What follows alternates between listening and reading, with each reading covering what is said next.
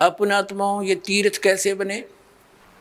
जहां हम पूजने जाते हैं, देखिएगा एक पुस्तक, ये पुस्तक है हिमालय तीर्थ, और ये हमारे शंकराचार्यों द्वारा दिया गया ज्ञान है। ये है जेपी नबोरी, इसका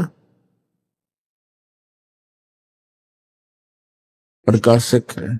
ये देखिएगा हिमालय तीर्थ, जेपी नबोरी, उप मुख्य कार्यकारी श्री बद्रीनाथ केदारनाथ मंदिर समिति, ट्रैक्स एंड टूर्स कलकत्ता, और ये यहां से छपे। ये देखिएगा उत्तराखंड के पंच केदार, ये पृष्ठ नंबर 17 है। यहां से हम प्रारंभ कर रहे हैं। ये 18 पृष्ठ है, यहां से हम, ये 17 पृष्ठ है। उत्तराखंड के पंच केदार श्री केदारनाथ भारत के उत्तर नागाधिराज की सुर में उत्पत्तिका में स्थित केदार क्षेत्र प्राचीन काल से मानव मात्र के लिए पावन मोक्षदायक रहा है। इस क्षेत्र की प्राचीन एवं पौराणिक महत्व के संबंध में स्वयं भगवान शंकर ने स्कंद पुराण में माता पार्वती के प्रश्न का उत्तर अपने श्रीमुख से निम्न प्रकार दिया है। ठीक है। हे प्राणेश्वरी, यह क्षेत्र उतना ही प्राचीन है जितना कि मैं हूं। मैंने इसी स्थान पर सृष्टि की रचना के लिए ब्रह्मा के रूप में परब्रह्म तत्व प्राप्त करके सृष्टि निर्माण का शुभारंभ किया। तभी से स्थान मेरा चिर प्रिय समान है। भगवान शंकर का सुप्रसिद्ध ज्योतिर्लिंग भारत के विख्यात 12 ज्योतिर्लिंगों में से 11वां ज्योतिर्लिंग है। सुदूर उच्च हिमालय में समुद्र तल से 11,750 फीट की ऊंचाई पर श्री नर और नारायण ऋषि द्वारा प्रतिष्ठित है। पुराणों के अनुसार इस पुण्य फलदायी ज्योतिर्लिंग की स्थापना के संबंध में इसका इस प्रकार वर्णन अनंत रत्नों के जनक अतिशय पवित्र केदार नामक अत्यंत शोभा से युक्त शिखर पर पूर्व काल में महातपस्वी ऋषि श्री नर और नारायण ने, ये 2 ऋषि थे, नर और नारायण ने भगवान शिव को प्रसन्न करने के लिए बड़ी कठिन तपस्या की। इस तपस्या से तीनों लोकों में उनकी चर्चा होने लगी, जिसकी सभी लोकों में प्रशंसा होने लगी। फलस्वरूप भगवान शंकर भी नर नारायण की तपस्या से प्रसन्न हुए और उन्होंने प्रत्यक्ष प्रकट होकर ऋषियों को दर्शन दिए। दोनों ऋषियों ने भगवान भोलेनाथ के दर्शन किए। दर्शन से आनंद विभोर होकर स्तुतियों और मंत्रों से उनकी पूजा अर्चना की। भगवान शिव ने अत्यंत प्रसन्न होकर उनसे वर मांगने को कहा। भगवान शंकर की यह बात सुनकर उन दोनों ऋषियों ने देवादिदेव महादेव से प्रार्थना की। यहाँ, हे प्रभु, यदि आप प्रसन्न हैं और वर देना चाहते हैं तो अपने इसी स्वरूप में जगत कल्याण एवं हमारी पूजा प्राप्त करने हेतु यहाँ सचित होवे, ताकि जगत का महान उपकार एवं भक्तों के मनोरथ आपके दर्शनों से परिपूर्ण हो। इस प्रकार भगवान शंकर नर नारायण की भक्ति से प्रसन्न होकर वहां सचित हुए। देवादिदेव महादेव, यदि आप हम पर प्रसन्न हो तो भक्तों के कल्याण हेतु आप सदा सदा के लिए अपने स्वरूप को यहाँ स्थापित करने की कृपा करें। यहाँ आकर आपका दर्शन पूजन करने वाले मनुष्यों को आपकी अविनाशी भक्ति प्राप्त होगी। ऋषियों की प्रार्थना सुनकर भगवान शिव ने ज्योतिर्लिंग के रूप में वहां यह वास करना स्वीकार कर लिया। भगवान शिव से वर मांगते हुए नर और नारायण ऋषियों ने इस ज्योतिर्लिंग और इस पवित्र स्थान के विषय में जो कुछ कहा है वह अक्षर से सत्य है।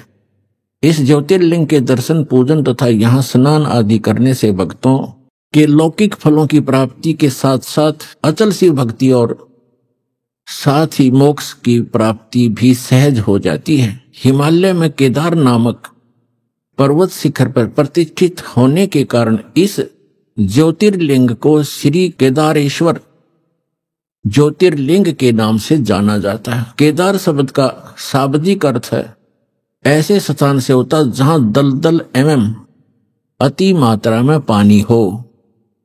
केदार क्षेत्र में यही स्थिति है, क्योंकि भगवान शंकर जलधारा प्रिय हैं। नर और नारायण ऋषियों के पश्चात अन्य ऋषि मुनियों व भक्तों द्वारा यह ज्योतिर्लिंग पूजित रहा। तत्पश्चात महाभारत काल में पांडवों द्वारा गोत्र हत्या अर्थात महाभारत युद्ध में अपने भाई बंधुओं आदि की हत्या के पाप से मुक्त हेतु यहाँ पर देवादिदेव महादेव की आराधना की गई। इसी प्रसंग में पुराण में एक कथा आती है। अपने आत्मा पहले ये निष्कर्ष बताते, थोड़ा उसके आगे और शेष पढ़ के सुनाऊंगा, क्योंकि अब ये दुर्दांत घटना घटी है जिससे आत्मा रो रही है, दुखी है, क्योंकि वो भी हमारे एक तरफ भटक रहे थे, परमात्मा के लिए वहां गए और वहां उनको क्या मिला सर्वविदित है, कहने की आवश्यकता नहीं। अब क्या बता रहे हैं कि नर और नारायण नाम के दो ऋषि वहां तपस्या करा करते उस दलदल में, केदार माने और जेपी नबूरी उप मुख्य कार्यकारी श्री बद्रीनाथ केदारनाथ मंदिर समिति, ये ट्रैक्स एंड टूर्स कोलकाता, ये यहां से छपी है। हिमालय तीर्थ बाय जेपी नबूरी, ये सारा रंजू चक्रवर्ती प्रकाशक हैं, 76A/1 बामा चंद्राय रोड कलकत्ता। जेपी नबूरी ग्रंथ तो मुद्रक हैं, गिरी प्रिंट सर्विस कलकत्ता, कीमत इतनी, ये सारा। अब इसके हम यहां आते हैं। अब हम 19 पृष्ठ पर आगे हिमालय तीर्थ के। हिमालय में केदार नामक पर्वत शिखर पर प्रतिष्ठित होने के कारण यह ज्योतिर्लिंग को श्री केदारेश्वर ज्योतिर्लिंग के नाम से जाना जाता है। केदार शब्द का शाब्दिक अर्थ ऐसे स्थान से होता है जहां दलदल एवं अति मात्रा में पानी हो। अब केदार क्षेत्र में यही स्थिति है, क्योंकि भगवान शंकर जलधारा प्रिय हैं। नर और नारायण ऋषियों के पश्चात अन्य ऋषि मुनि व भक्तों द्वारा यह ज्योतिर्लिंग पूजित रहा। तत्पश्चात महाभारत काल में पांडव गोत्र हत्या अर्थात महाभारत युद्ध में अपने भाई बंधुओं आदि की हत्या के पाप से मुक्ति हेतु यहाँ पर देवादिदेव महादेव की आराधना की गई। अपने आत्मा ये काल क्या करता है, कैसे छल किया उसने, उनके अंदर यह प्रेरणा भर दी, क्योंकि इसके रिमोट में है कि आप यहाँ स्थापित हो। उसने एक पत्थर धर दिया, लिंग पत्थर का टुकड़ा, कि इसने पूज लिया करियो। काल कह रहा मैं ऐसे भ्रमित करूंगा इन सभी को। और इसमें यह भी प्रमाण दिया है कि वहां उसके दर्शन करने जाने वालों को लौकिक भी लाभ होगा इस लोक का, और उनको मोक्ष भी सहज प्राप्ति हो जाएगी। अब ये 15-20 हजार ने तो होगी मोक्ष प्राप्ति, वो मर गए बेचारे दब के दलदल में।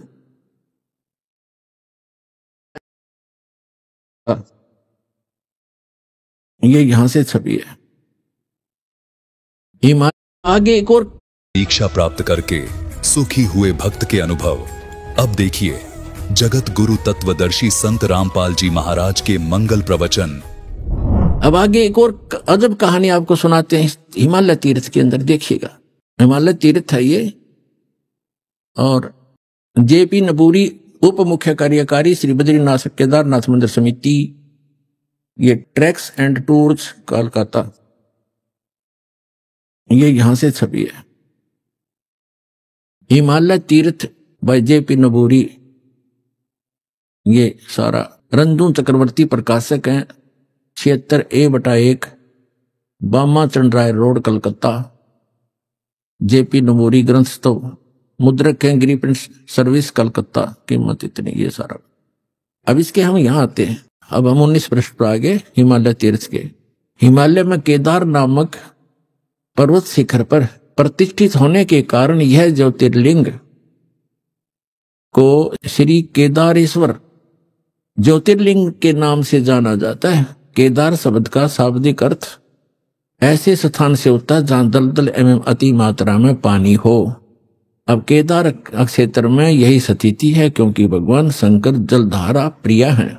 नर और नारायण ऋषियों के पश्चात अन्य ऋषि मुनि व भक्तों द्वारा यह ज्योतिर्लिंग पूजित रहा। तत्पश्चात महाभारत काल में पांडव गोत्र हत्या अर्थात महाभारत युद्ध में अपने भाई बंधुओं आदि की हत्या के पाप से मुक्ति हेतु यहाँ पर देवादिदेव महादेव की आराधना की गई। अपने आत्मा ये काल क्या करता है, कैसे छल किया उसने, उनके अंदर यह प्रेरणा भर दी, क्योंकि इसके रिमोट में है कि आप यहाँ स्थापित हों। उसने एक पत्थर धर दिया, लिंग पत्थर का टुकड़ा, कि इसने पूज लिया करियो।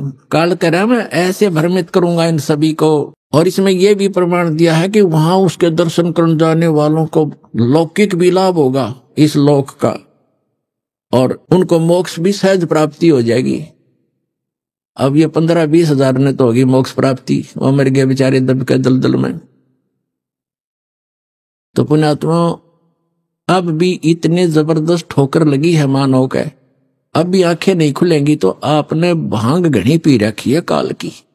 परमात्मा कहते हैं कबीर ये माया अटपटी, सब गठान अड़ी, और किस किस को समझाऊं या कुएं भांग पड़ी। अब उसके बाद क्या बताते हैं कि और भी वहां पूज्य स्थान है, कि एक समय जैसे काल ने गीता ज्ञान देते समय श्री कृष्ण में प्रवेश करके कहा था कि अर्जुन तेरे दोनों हाथों में लड्डू, यदि युद्ध में मारा गया तो स्वर्ग जाएगा, और यदि युद्ध में जीत गया तो पृथ्वी का राज भोगेगा, आनंद करेगा, और तुझे कोई पाप नहीं लगेगा, मैंने सब मार रखे हैं, तू हो युद्ध के लिए खड़ा।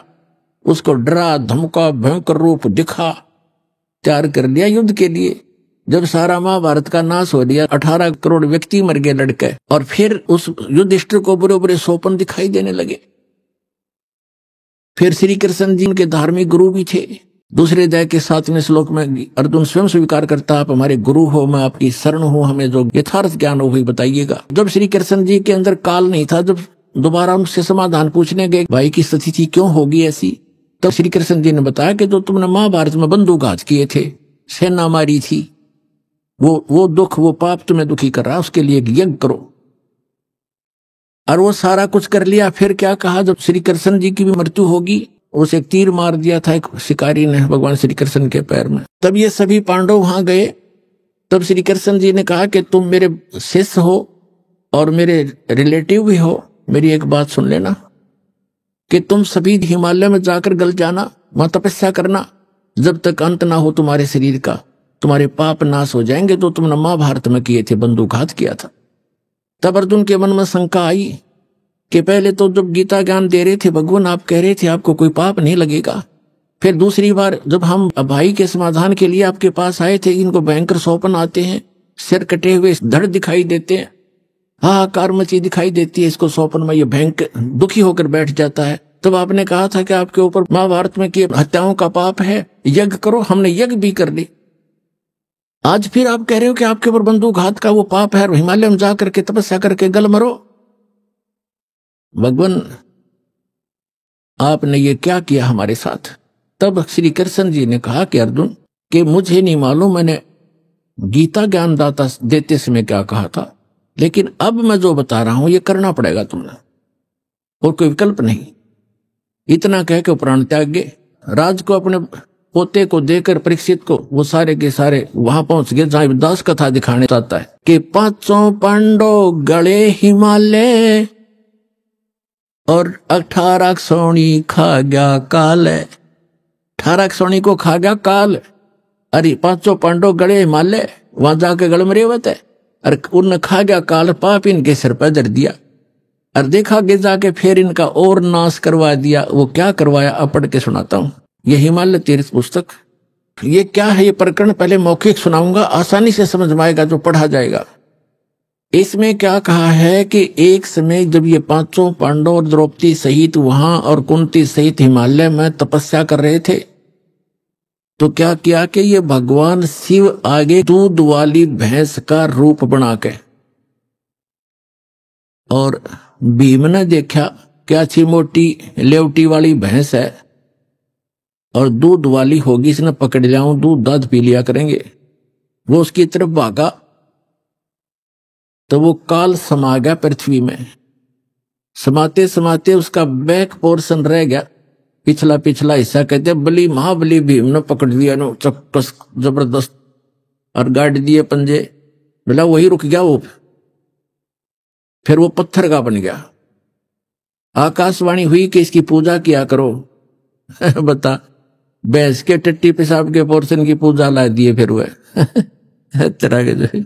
अब दिखाता हूं आपको, ये हिमालय तीर्थ पुस्तक हम पढ़ रहे हैं और यहां हम 18 पृष्ठ 19 पृष्ठ पर आ गए। अब इसके हम यहां पढ़ते पढ़ते आ चुके थे। इस ज्योतिर्लिंग के दर्शन पूजन तथा यहाँ स्नान दान करने से भक्तों लौकिक फलों की प्राप्ति के साथ साथ जो अचल शिव भक्ति और साथ ही मोक्ष की प्राप्ति भी सहज हो जाती है। जैसे आई भोगी 20,000 लगभग 15,000 20,000 जैसे टीवी पर आ रहा था, वह व्यक्ति वहां केदारनाथ मंदिर के आसपास मर गए, उसके हजारों तो उसके मंदिर के अंदर ही मर गए और उसके परिसर में मंदिर का पता नहीं। एक वो शिवलिंग खड़ा है नो, बस उसको छू कर पानी उतर गया, शिवलिंग तो बच गया और बाकी सारे मर गए जो पुजारी थे। अब यहां देखिएगा तो क्या कहते हैं कि वहां जाने वालों को मोक्ष भी सहज में प्राप्त हो जाता है और लौकिक सुख भी होते। फिर गीता के ज्ञान देने की क्या आवश्यकता थी, गीता पढ़ने की क्या आवश्यकता थी, फिर वेदों की क्या आवश्यकता थी। अगर वहां ऐसे जाने से मोक्ष हो जाता है तो बहुत आसान। नहीं तो भ्रमित ये फैलाया हुआ जाल है काल का। इसने पहले कहा था कि ऐसे भरमा दूंगा देवल देव और पाषाण पुजाऊं या विद जीवों को भरमाऊं। जाओ जोग जीत संसारा जीव न माने, कहा तुम्हारा जीव तुम्हारा कहा न माने। और हमारी ओढ़ हो बात बखाने, हमारी संज्ञान के आधार से वो एडवोकेट बन जाएंगे, वकील बनेंगे मेरे, और तुम्हारे साथ विवाद किया करेंगे, तुम झूठ बोलते हो। तो परमात्मा ने कहा था एक बार वो टाइम आने दे मेरा, और बिजली पिड्डी की जो ठीक मन रखी है उसने ठीक ना आने दे, फिर देखूंगा तेरे सारे ज्ञान और तेरे सारे समाधान फेल कर दूंगा, अपने बच्चों को अपना ज्ञान समझाऊंगा। अब जो दास आपको समझाना चाहता है, अब आगे इसमें एक और क्या पूज्य है वहां पर वो दिखाता हूं।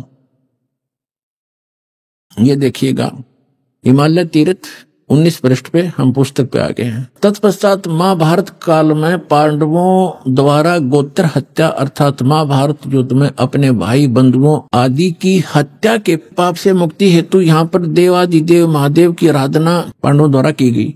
इसी प्रसंग में पुराणों में एक कथा आती है। भगवान वेदव्यास जी की आज्ञा से पांडव केदार क्षेत्र में आए। भगवान महिष यानी भैंस का रूप धारण करके केदार अंचल में घूमन फिरन लग गया, विचरण करने लगे। भीम ने भगवान शिव को मायावी महिष के रूप में पहचान लिया। अभी तो लेखक की अपनी चतुरता है, उसने तन्नो देखा था कि अच्छा मोटा लेवा है और दूध बढ़िया देगी, इसने पकड़ दिया भाग के। वो गया था भैंस पकड़न और वो बन गया उसके सिर का दर्द। भीम ने भगवान शिव को मायावी महिष भैंस के रूप में पहचान लिया। वे ऐसा जानकर भगवान शिव महिष रूप में पृथ्वी में समा ही रहे थे कि महाबली भीम ने दौड़कर उनका पिछला भाग पकड़ लिया। पांडवों की भक्ति से एवं विश्वास को देखकर भगवान शिव ने उन्हें साक्षात दर्शन दिए। आ गया काल प्रगट हो गया फिर। और गोत्र हत्या गुरु हत्या पाप के फलस्वरूप प्रायश्चित के रूप में भीम द्वारा पकड़े गए पृष्ठ भाग की पूजा अर्चना का आदेश देकर वहां से अंतर्ध्यान हो गए।